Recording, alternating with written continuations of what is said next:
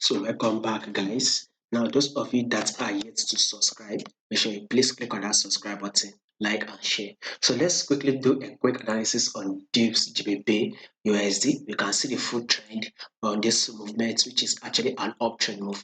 So of recent now, we are kind of having like a bearish move, which price is giving us a lower lows and a lower highs, no doubt about that. So be able to if we would want to predict this price for today, which is for the 5th, we would go to the forward time frame. But before that, yesterday we had a bullish move on GBP USD, which I still believe that this price will drop. Though the news on our USD actually came out positive, right?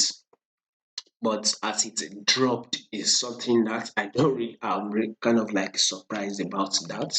But let's see, maybe the banks are playing that out to take out a lot of traders, which I still believe it will this GBP USD will actually drop. I still believe maybe next week it will be more visible. Anyway, to predict this moment for today, we would go to the 4 hour time frame. We would have to trade what this 4 hour time frame is actually telling us. You can see on the 4 hour time frame, we're actually ranging. You can see this price coming. We saw this a movement that dropped to hit our support level. Then it went up to our resistance level and again down to our support level. You can see the same movement that came to our resistance level. So basically, price is ranging. So we expect this price to be pushed up to this resistance level.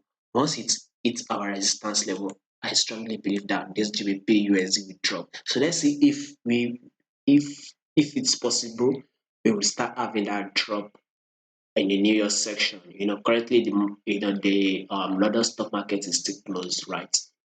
Maybe once the London stock market opens, we should have hit this resistance level. And during the New York section, let's see if this GBP USD will start dropping. So let's see how the price will play out.